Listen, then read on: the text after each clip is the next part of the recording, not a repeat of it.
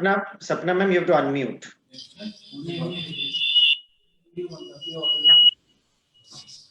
Can you hear me? Yes, sir. Thank you, Rana Saabji.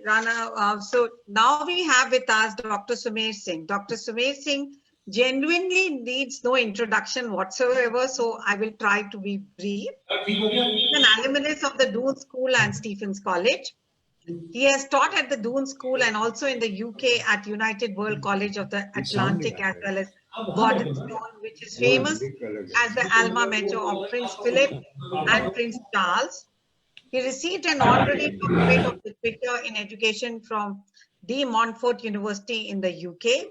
He was the principal of Lawrence School, Sanavar, and later Daly College Indore, totaling more than 2 decades at the helm of India's top boarding school. He is a popular speaker on all global citizenship and has been invited to speak in Spain, Italy, Singapore, France, Czech Republic, China, and India. A keen artist, he has had 4 exhibitions in oil on canvas. He has also published 5 books. He has been director, advisory board, and general council member of many educational organizations and NGO. Needless to mention, he is very respected figure in the field of education and has rightfully also served as advisory education in the government of Punjab. Thank you, sir, for joining us, and we would like to hear from you about Progressive Punjab. Over to you, sir. Thank you. Thank you all. Good afternoon. I think half of you must be quite fed up of hearing me, but Never. I can never say no to Simi either. So I was advisor to the government of Punjab from 97 to 2000 when Shri Prakash Singh Badal was the chief minister. And when I came here, I found that there was no funds available. There was no money in the treasury even for salaries. So I asked Badal Sahab, I said, what do you want me to do? Because I can't do anything without money. So he said, well, that's for you to generate. So I did. I started the first education cess in India, which was very appropriate to Punjab, 1 rupee cess on every bottle of liquor. And I tell you the amount of money that we collected. I had the revenue secretary and the finance secretary and the industry secretary coming and asking me if they could borrow some money from me. Of course, they didn't get. So we got our funds right. Then we started mapping the whole of Punjab. Where are the schools situated? Where are the technical schools situated? Where are the high schools situated? Because unfortunately, as happens in India and in politics, the location of these don't take place on the basis of needs, but on the basis of influence of the people of various areas. So we did that mapping. We righted it as much as we could. And we stopped all mid-year transfer of teachers because that was something which disrupted the classes. Being a teacher myself, I could understand that. We made sure that there were excellent washrooms in all government schools, separate for boys and separate for girls. And that has been one of the things which I have been obsessed with for a very long time when I was in Madhya Pradesh. But this we did in Punjab as far back as 1998.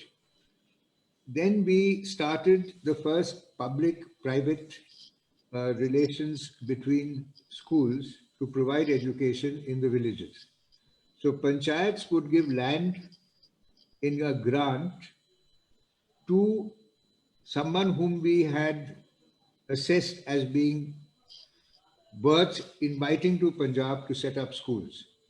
They would give land, they would give 50 acres, 25 acres would go to the Punjab government on which we would set up a nodal center where they could have all the amenities that they required. And 25 acres would go to schools like DPS, for example.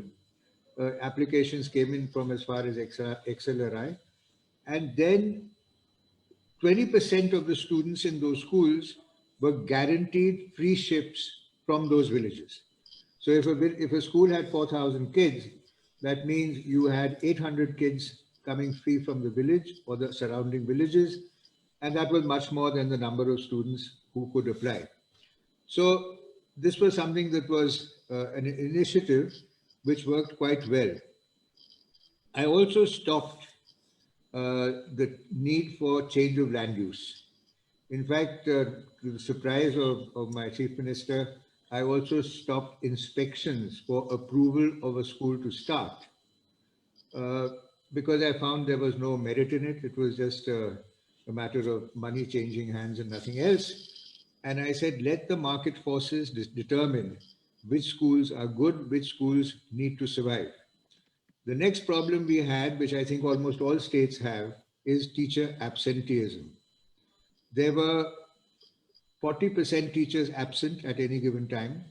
And out of the 60% that were serving, almost 25% had sublet their jobs. So what I did was I said, now teachers will be paid through the panchayats. And if the teacher doesn't show up, that money can remain with the panchayat. And the panchayats and the teachers suddenly woke up to the fact that they were not going to just enjoy free salaries. This was I think, quite a good decision that we took. And we stopped all safarish. Believe me, in 3 years, I did not have the chief minister even make one safarish to me about appointment or transfer of a teacher or promotion, which was amazing. It was really amazing because this is the normal business of politicians, is to get people transferred and get them jobs. We introduced English as a subject from class 1. We made it compulsory that there should be one vocational subject added to everyone's curriculum in class 11 and 12. And for this, we engaged the CII, who did a study and advised us as to what were the needs of the different regions of Punjab, where we could make sure that the kind of vocational subjects they took were going to fit into a job entry.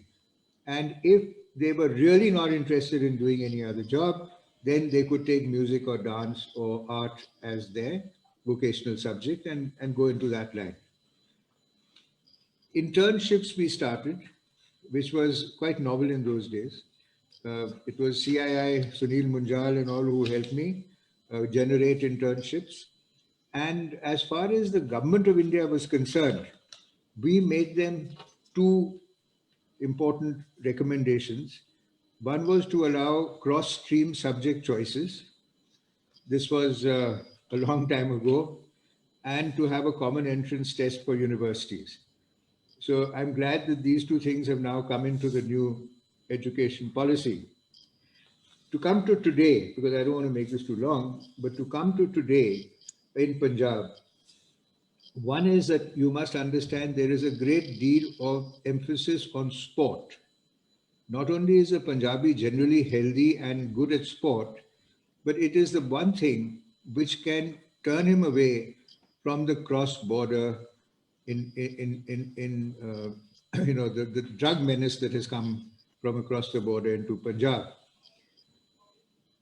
We have provided class 11 and 12 students with bicycles because, our mapping showed that we have schools in every village, but high schools are in every maybe 5 or 10 villages.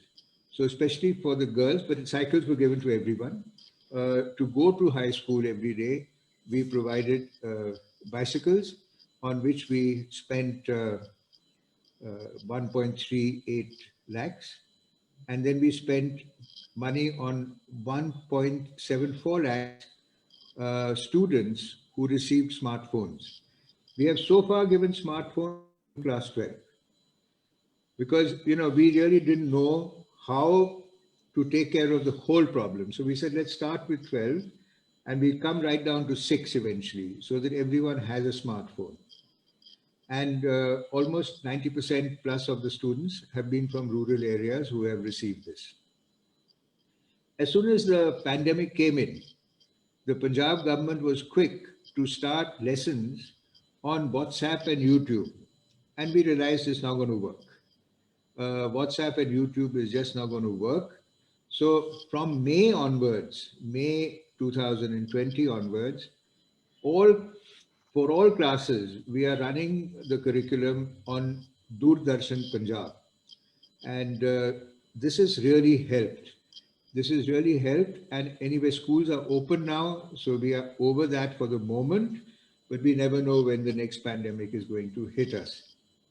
So I think that's about all that I have to say on Punjab progressiveness. Thank you, sir. Thank you. Thank you. Thank you so much, sir. Sir, be there. So now I would request Bhavin Shah. Bhavin Shah is CEO of Education World to take over the first panel. Over to you, Bhavin, please. Thank you. Thank you very much, Sapna ma'am, and to all the panelists. Ladies and gentlemen, whom you are hearing, Dr. Sumer Singh, and what Sapna ma'am introduced.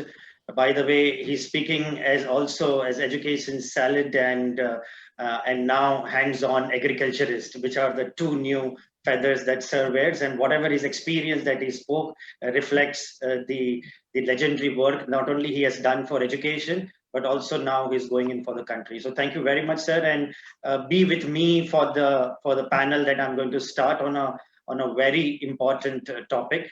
And I would like to, because we are running a little late, so I'm going to do the introduction very fast. Already Dr. Sumer Singh has been introduced by Sapna ma'am. I'm going to, this is a very important panel on making up for learning loss of children. And this is where I have a knowledge of, this whole evening will be full of knowledge for all the educationists who have logged in from Punjab across India. And by the way, let me tell you, tell all the panelists and the viewers, we are live on Facebook. We are currently being watched by 2,200 plus participants in Facebook. And we are also receiving questions while we are starting on the Facebook, which I'll be taking forward, and going forward, other moderators also would be doing the same. So going forward with introducing this panel for making up for learning loss of children, Dr. Sumer Singh, Sapna ma'am has already introduced. I have Mr. Anit Arora, a principal of Cambridge International School, Dasuya, a seasoned professional committed to the cause of quality education since 25 years, with his major subject being computer science. He could understand the delicate blend of old classroom and technology for a 21st century ready learning environment. I invite Mr. Anit Arora on this panel. Thank you, sir, for being here. Thank you. Thank you, Bhavin. Thank you.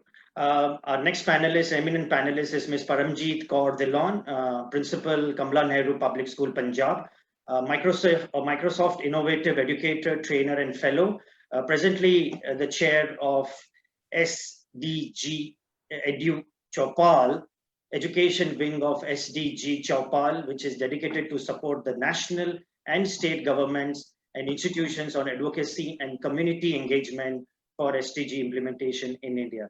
Welcome, Paramjeet ma'am. Pleasure to be having you. Our next panelist is Ms. Nutan Budhiraja, studied at the Hindu College, Delhi University, taught in Delhi University colleges, and she has also headed various schools in capacities of head of the schools, and followed CBSE, IGCSE, CISE, and American curriculum. She also has an experience in teaching across various countries, which includes Delhi, Middle East, and now principal of Mohali's #1 ranked schools in India School Ranking, Education World's India School Ranking 2021, the Learning Path School. I welcome Nutan ma'am. So thank you, Mr. Shah. Thank you. So ladies and gentlemen, I'm going to start this webinar, and I would like Sumer sir to comment on a very important topic. And sir, I want to set the context. What has happened is, if you notice, when the pandemic started and we were in the mid of the pandemic, there are various research organizations along with the Royal British Society claiming learning loss could cost a country maybe 50 to 60 years backwards. The central concern is to prevent this one-off event from permanently blighting the life chance of the millions of children who miss months and now almost a year of school due to lockdown in India. And missing school, sir, you know it very well, means lost skills and reduced earning potential in the long term. So, sir, I would like to start to get a comment, and we want to keep it as a solution-oriented webinar. So, sir, I want your top 3 suggestions and maybe you can have a flair of the policy level also, and how can we bridge this gap of learning loss, and what would be your suggestion to educators, parents, and policymakers? Thank you, Bhavin. I first of all would like to clarify that there is a huge divide, as the speaker said, between the poorer students and the more affluent students. So this pandemic has not majorly affected the more affluent students who have been going on with online learning, very well conducted by their schools. But the poorer students have had a major problem. So the first thing to do is not to wait for the next pandemic. My suggestion is start training the teachers and students of the poorer schools, the government schools and other schools which are not greedy but are looking at giving service. Teaching teachers and students to be trained on online classes. That is the first thing. The second thing I would like to suggest is that since there's going to be a certain usage of technology in the classroom to a greater extent than there was earlier, we should have collected videos of lessons, lectures, illustrated, whatever, of the best teachers of different subjects, of different levels, class 6, class 7, class 8, class 12, whatever, in different subjects, and then we should make a library of these lectures and make it available free of cost to students, to schools, whoever wants to use them. I think this is the way we can get people to get the maximum benefit of the best teachers through technology. My philosophy working behind is not to. Sorry. Yes, I believe in making the great achievers. Anirudhji, I think so. Anirudhji, your audio is on. Please mute. The third suggestion. Inculcating our basic cultural values. Sir, one second. The- Mr. Anirudh Gupta, you should be on mute, sir. Is the. Arshia, kindly mute. Okay. Yes, Bhavin. Sorry. Okay, so something that I tried out in Dehradun in 2002, and it worked very well. We are educating students, but they don't know where to go. They don't know what careers to look at. They don't know. I'm again talking about the poorer students, the rural students. There are many opportunities, but they don't know about the opportunities. They don't know in which direction to head. So in 2002, we had, I'm beginning to sound like an ancient man, but anyway, we had this huge seminar on career counseling in Dehradun, and people trickled in they flooded in from the hills all around. They really enjoyed a 3-day seminar on career counseling. A lot of them were very appreciative. So we should have block-wise, if not district-wise, at least, if not block-wise, at least district-wise, we should have these huge seminars on career counseling. I think this is something which, we can do, and which education world can do, and which SIMI can do. I don't know, SIMI has some other organization, I forget the name. EduStart can do. Huh? EduStart. We EduStart, but we must understand that education world has changed the entire education system, made us accountable, made us desirous of getting ranked, and made us a little more aware of what we are doing. So I think they, Bhavin, would be the best people to take the lead in providing this career counseling on a major platform all over India. And people will definitely help you as far as the counselors are concerned, but you will provide a huge service. Thank you very much. Thank you very much, sir. And with Progressive Punjab, you have Progressive Sapna ma'am, Progressive Bhavin, and Progressive all the people who are here on the